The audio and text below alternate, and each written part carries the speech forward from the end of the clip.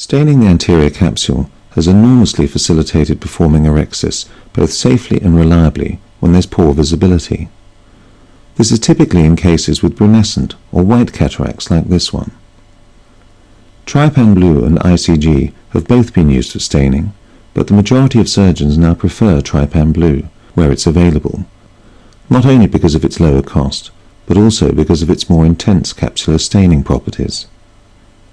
The original technique described using air to fill the anterior chamber before injecting the dye.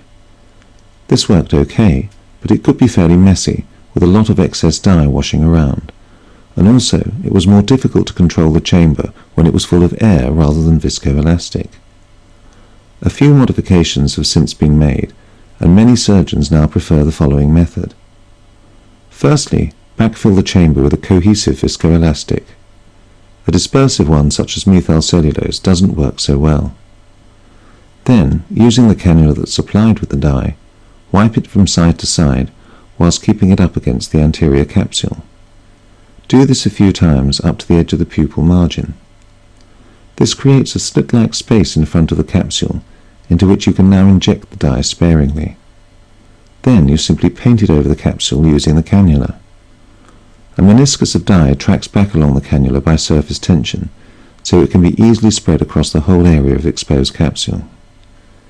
Because the dye has been applied so efficiently, only a few drops are needed. A small amount of excess dye remains in the eye and is displaced by once more backfilling the chamber with viscoelastic. The scene's now set to start the rhexis. The texture of the capsule with these white cataracts is a bit unpredictable. It may be fairly delicate and friable, but it can also be very tough and thickened. Here it's punctured quite easily with the forceps, and the tear propagated radially.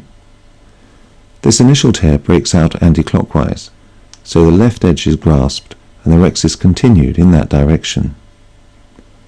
The beauty of using a dye is that it gives such a clear visibility of the capsule through enhanced contrast that it makes the rhexis much easier to perform. Because of this, these cases are excellent for learning and understanding the mechanics involved in the technique of capsulorhexis. What was previously a difficult and intimidating case no longer presents such a challenge. In fact, the use of capsular dye results in a more controlled operation, which is safer and therefore more likely to result in a successful outcome.